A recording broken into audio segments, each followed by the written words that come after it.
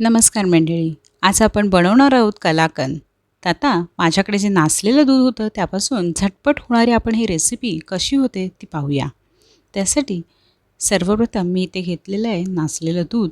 तर हे जस्ट गरम करता करता नासलं होतं, त्यामुळे हे फ्रेश दूध आहे. तर आपल्याला एका चाळणीवरती एक असा पातळसा कापड घालून घ्यायचा आहे, त्यावरती नासलेलं दूध घालून घ्यायचं आहे. आता इथे मी साधारण अर्धा लिटर इतपत दूध नासलेलं आहे, तर ते सर्व मी यामध्ये घालून घेणार आहे.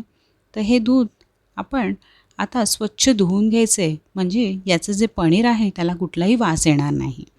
आता आपण याची म्हणजे दोन्ही साईडने आपण एकत्र करून घ्यायचं आहे. या कापडाची छान अशी गुंडाळी करून घ्यायची आहे आणि याला व्यवस्थित पिळून घ्यायचं आहे. आता पिळून घेतल्यानंतर आपल्याला या चाळणीमधलं पूर्णपणे पाणी काढून घ्यायचं आहे आणि यामध्येच आपल्याला याला निथळत ठेवायचं आहे. यावरती जड असं म्हणजे मी इथे सांड ठेवलेली आहे. तुम्ही कुठलीही वस्तू ठेवून एक साधारण अर्धा तास आपल्याला वाट पाहायची आहे. अर्ध्या तासानंतर आपलं इथे नरम मुलायम असं पनीर तयार झालेलं आहे, तुम्ही पाहू शकता. आता यामधलं पूर्णपणे पाणी गेलेलं नाही आहे, पण आपल्याला जितकं गरजेचं आहे तितपत ते असं सॉफ्ट झालेलं आहे. आता आपल्याला काय करायचं आहे, हे पनीर आपल्या कलाकंदमध्ये वापरण्यासाठी तर जेवढं पनीर आहे तेवढंच आपण इथे दूध घेतलेलं आहे. इथे मी साधारण 1 वाटी दूध घेतलेलं आहे, त्याला 2 चमचे इतपत साखर घालून घेतलेली आहे. तुम्हाला हवं असेल तर तुम्ही साखरेचं प्रमाण इथे वाढवू शकता. तर आता उकळी आलेली आहे, तुम्ही पाहू शकतात आणि त्यामध्ये आपण पनीर घालून घ्यायचं आहे. आता पनीर आपण यामध्ये व्यवस्थित मिक्स करून घ्यायचं आहे आणि त्यानंतर आपल्याला वाट पाहायची आहे की यामधलं पाणी जे आहे ते पूर्णपणे आटण्याची. तर तुम्ही पाहू शकतात हळूहळू मंद गॅसवरती पूर्ण पाणी याचं आटून गेलेलं आहे.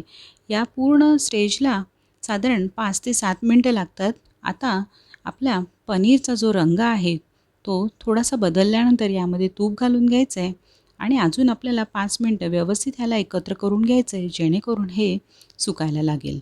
आता या स्टेजला तुम्ही पाहू शकता आजूबाजूला थोडं थोडं कलाकंदचं मिश्रण लागलेलं आहे.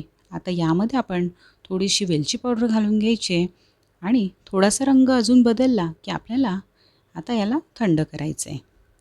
आता इथे मी एका डब्याला तुपाचा हात लावून घेतलेला आहे. पूर्णपणे छान असं त्याला तुपाचं मिश्रण लागल्यावरती मी इथे पिस्त्यांचे काप घालून घेतलेले आहेत. तर हे सर्व ऑप्शनल आहे. आता यावरती मी कलाकंदचं जे मिश्रण आहे ती यावरती घालून घेतलेलं आहे. तर तुम्ही पाहू शकतात असं दाटसर याचं मिश्रण बनलेलं आहे. गरम असतानाच आपल्याला याला दाबून घ्यायचं आहे, म्हणजे त्याचा शेप फॉर्म होईल. आता साधारण 2 तासानंतर हे व्यवस्थित सेट झालेलं आहे. ते एका प्लेटमध्ये मी ते पालटवून घेतलेलं आहे. थोडंसं टॅप करून लगेच इझिली निघून जातं. आता तुम्ही पाहू शकतात आपलं कलाकंद मस्त तयार झालेलं आहे. तुम्ही स्लाईस करून याला सर्व करू शकतात.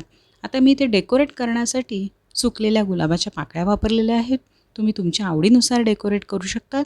नक्की ट्राय करा ही रेसिपी. चॅनलला सबस्क्राईब करायला विसरू नका. धन्यवाद.